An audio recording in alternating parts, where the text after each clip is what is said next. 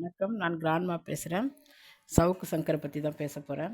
சவுக்கு Shankar media legal advisor Karthik Govindarajan 4ஆம் ஆண்டு படித்து கொண்டிருக்கிற சட்டக்கல்லூரி மாணவர். அவரை தனிப்படை காவல்துறை கைது செய்திருக்கிறது. அதை பற்றி தான் இப்போது பேசப் போகிறோம். கைதுக்கான காரணமாக காவல்துறை சொல்வது 3 லட்சம் ரூபாய் சத்தியமூர்த்தி என்பவரிடம் வாங்கி கொண்டு வேலை வாங்கி தருவதாக ஏமாற்றிவிட்டார் என்று சொல்கிறார்கள். சவுக்கு சங்கர் தரப்பிலிருந்து சொல்கிறார்கள், அவங்க அப்பா வாங்கிய கடனுக்கு இவரை திட்டமிட்டு கைது பண்ணியிருக்காங்க.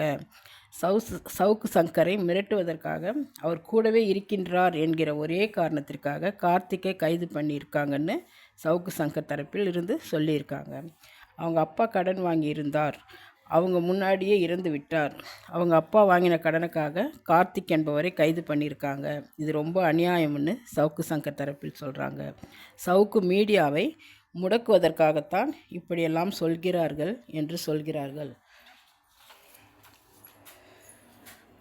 கார்த்திக்கை தெரிந்தவர்கள் சொல்கிறாங்க, கைது செய்யப்பட்ட கார்த்திக்கோட அப்பா கார்த்திக் சின்ன வயசாக இருக்கும்போதே இறந்து விட்டதாக சொல்கிறார்கள். இவர் சின்ன வயதாக இருக்கும்போது அப்பா இறந்து விட்டால் இத்தனை வருடம் கழித்து இப்போ எப்படி கைது செய்வார்கள்? இவரே நேரடியாக வேலை வாங்கி தருவதாக பணம் வாங்கியிருப்பதாக காவல்துறை சொல்கிறார்கள். பணம் கொடுத்தவர் பணம் கேட்டதற்கு, நான் யார் தெரியுமா, நான் சவுக்கு மீடியாவில் இருக்கேன், கைது செய்யப்பட்ட கார்த்திக் மிரட்டியிருக்கிறார். பணம் கொடுத்தவர் போலீஸ் புகார் கொடுத்திருக்கிறார். கார்த்திக்கை போலீஸ் கைது செய்து விட்டார்கள். பாருங்கள், சவுக்கு சங்கர் அரசியலுக்கு வரப்போகிறேன்னு சொன்னதுமே கூட இருக்கிறவங்க அவங்க வேலையை காட்ட ஆரம்பித்து விட்டார்கள். கூட இருப்பவர்களே இப்படின்னா சவுக்கு சங்கர் எப்படி இருப்பார்னு கொஞ்சம் நினச்சி பாருங்கள். கன்னியாகுமரி பள்ளி மாணவி ஸ்ரீமதி விஷயத்தில் எப்படியெல்லாம் பேசி திசை திருப்பினார் திரு சவுக்கு சங்கர். ஸ்ரீமதியின் அம்மா மனசு எவ்வளோ வேதனை போடும் கொஞ்சம் கூட நினைத்து பார்க்காத கல் நெஞ்சுக்காரர் இந்த சவுக்கு சங்கர். இதில் வேறு விஜய்க்கு போட்டியாக வராராம்.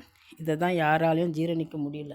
பிடிச்சிருந்தா லைக் பண்ணுங்கள், ஷேர் பண்ணுங்கள், சப்ஸ்கிரைப் பண்ணுங்கள். மறக்காமல் சப்ஸ்கிரைப் பண்ணுங்கள். உங்கள் கருத்தை பதிவு பண்ணுங்கள். நன்றி, வணக்கம்.